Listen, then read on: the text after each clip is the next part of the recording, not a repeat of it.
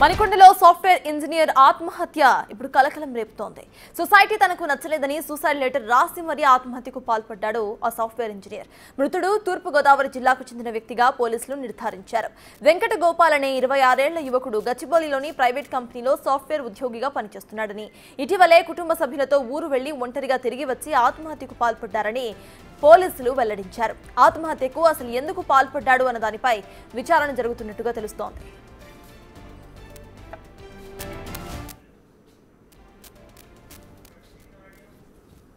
గచ్చిబౌలి లిమిట్స్లో సాఫ్ట్వేర్ కంపెనీలో ఎంప్లాయీగా పనిచేస్తున్నాడు. 24వ తారీఖు వీళ్ళ అన్న ప్లస్ వదిన ఇతను ముగ్గురు కలిసి వాళ్ళ ఇంటికి వెళ్ళారు. అదే రోజు నైట్ మళ్ళీ ఒక్కడే రిటర్న్ వచ్చేసి ఈ మణికొండలో వాళ్ళు ఉండే ఇంట్లో 24వ తారీఖు నైట్ హ్యాంగ్ చేసుకొని చనిపోయాడు. 25వ తారీఖు మార్నింగ్ వాళ్ళ పేరెంట్స్ ఫోన్ లేపట్లే అని చెప్పేసి పక్కింటి వాళ్ళకి చెప్తే అతను పక్కింటి వాళ్ళు వెళ్ళి చూస్తారు చనిపోయి ఉన్నాడు. అదే విషయం పోలీస్ వాళ్ళకి ఇన్ఫార్మ్ చేస్తే మేము కూడా వెళ్ళి చూసాము. అతను ఒక సూసైడ్ లెటర్ రాసి పెట్టి చనిపోయాడు. అందులో ఈ సొసైటీని అనుకున్నట్టు లేదు, అంత నాకు సొసైటీ మీద విరక్తి కలిగింది. సెక్యూరిటీ పరంగా అన్ని విధాలుగా నాకు I'm not satisfied with the society. అందుకే ఈ సొసైటీలో ఉండలేకపోతున్నా, అందుకే నేను సూసైడ్ చేసుకుంటాను అని చెప్పేసి ఒక సూసైడ్ లెటర్ రాసి పెట్టి వాళ్ళ అమ్మకు నాన్నకు సారీ చెప్తూ హ్యాంగ్ చేసుకున్నాడు. అదే విషయంలో కేసు కట్టి నిన్న పిఎంఏ అవి చేయించాం. ఇంకా తనకి ఇలాంటి ఆలోచన రావడానికి కారణం ఏమై ఉంటుందని చెప్పేసి వెరిఫై చేస్తున్నాం. ఈ 2 years నుంచి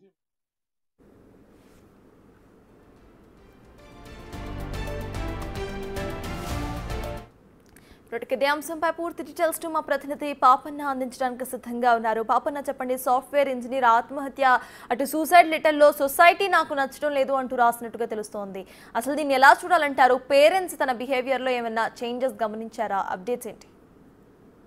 సర్తాజ్, రోజు రోజుకు కూడా సాఫ్ట్వేర్ ఉద్యోగుల ఆత్మహత్యలు మరణాలు కూడా పెరిగిపోతున్నాయి. 2 తెలుగు రాష్ట్రాలతో పాటు ప్రపంచవ్యాప్తంగా కూడా సాఫ్ట్వేర్ ఉద్యోగుల మీద పని ఒత్తిడి పెరుగుతున్నట్టు కూడా రీసెంట్ గా రీసెర్చ్ పేపర్లు కూడా మనకు తెలియజేస్తున్నాయి. దీంతో భాగంగానే ఒక 2 రోజుల క్రితం 24వ తారీఖు నాడు ఏదైతే వెంకట గోపాల్ అనే సాఫ్ట్వేర్ ఉద్యోగి తన అన్న వదినతో కలిసి ఇంటికి వెళ్ళి రావడం జరిగింది. ఇంటికి వెళ్ళి వచ్చిన తర్వాత ఫోన్ లిఫ్ట్ చేయకపోవడంతో వాళ్ళ ఇంట్లో మళ్ళీ పక్క వాళ్ళకి చెప్పడంతో పక్క వాళ్ళు వచ్చి చూస్తే వాళ్ళని ఊరేసుకొని ఆత్మహత్య చేసుకున్నట్టు కూడా కనిపించింది. అయితే ఒక 15-20 రోజుల నుంచి కూడా ఈ వెంకట్ గోపాల్ ఎవరైతే ఉన్నారో తను మానసికంగా ఒత్తిడికి గురవుతున్నట్టు కూడా, ఇంట్లో వాళ్ళతోటి మంచిగా ఉండకపోవడం, ఫ్రెండ్స్ తోటి కూడా కలవకపోవడం, ఆఫీస్ ఉద్యోగం చేస్తున్నప్పుడు కూడా మిగతా వారితోటి కలిసి ఉండకపోవడాన్ని పేరెంట్స్ అదేవిధంగా తోటి వాళ్ళు గమనించినప్పటికీ ఇంత ఆత్మహత్యకు పాల్పడదానని మాత్రం వాళ్ళు ఎవరు కూడా ఊహించనట్టుగా మనకైతే సమాచారం ఉంది.